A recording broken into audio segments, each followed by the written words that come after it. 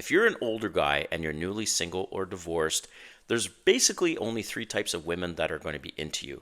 And these three types of women love older men. They love the salt and pepper. They love the silver, all right?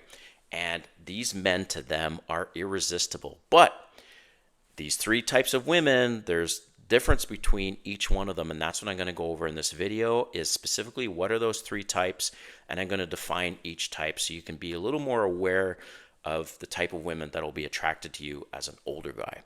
All right, if you're new to my channel, welcome. My name is Kane. I'm the Silver Bachelor. This channel is 100% dedicated to dating advice for older guys, and if you haven't subscribed, hit that subscribe button and a notification button because I'm dropping videos every week. But first, if you haven't seen my ebook, there's a link in the description. Yes, I wrote an ebook, and it's all about how to attract younger women as an older guy if you want to date younger women. When I say younger women, that could be just a few years younger or quite a bit younger. 10, 20, 30 years younger, whatever. I've dated a lot of younger women in my time, and I thought, you know what? I'm going to write this ebook for you guys. It's 100 pages, $4.99, super cheap. It's less than basically a nice beer or even a glass of wine. If you don't like to read, that's okay. I got you covered because I recorded an audiobook. I'm narrated by me. It's free, 2 hours. The video is actually on my channel, or if you do purchase the ebook, I include a link to the audiobook that's free. All right, so this video, the three women that are going to be into you as an older guy. Number one, because this type of woman will represent at least, I would say, 50% of the dating pool, okay, that are into older guys. This has been my experience. And the 50% are baby mamas, okay? So I don't have any children. I was married for 20 years and now divorced. And this is the reality. Women, once they tick past 35, has been my experience, as at the time of recording this video, I'm 51.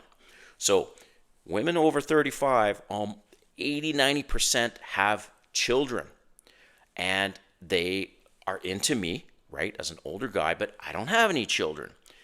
But of the dating pool, any woman over 35, there's a high percentage chance that she's got children, regardless of how many children. But it's a baby mama, and you have to decide as a guy who's now single, do you want to date a woman with children? And I know there's layers here in terms of how many children, age of the children, relationship with the ex, all these things. For me personally, I prefer to date a woman without children because I don't have children. And you get pulled into this world of theirs, right?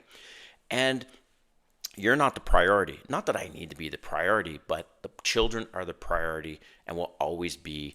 And plans will get blown up in your face because the child's sick, the ex can't take them for the weekend, whatever. So that's up to you. But that's 50% of my dating pool are baby mamas. Up next, number two, and this is 30% of the dating pool, are sugar babies, okay? Under 35, and specifically under 30. This has been my experience. I live in Atlanta. All right, Atlanta, USA. I'm originally from Canada. The women under 35, more specifically under 30, they're looking for financial assistance, and that's one of the things they find attractive about dating a silver guy, a salt and pepper guy, right? Is the fact that in general, he'll be more established, more emotionally secure, and help them out financially. So that's going to be 30% of your dating pool, been my experience. The ones under 35, it's sugar babies.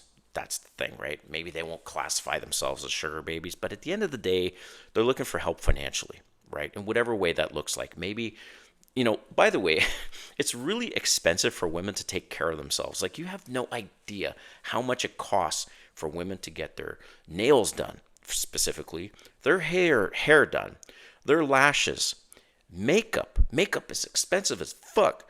Fragrances, clothing, like all of this to look good, right? Like, I know you guys see these women and you're like, man, she's hot.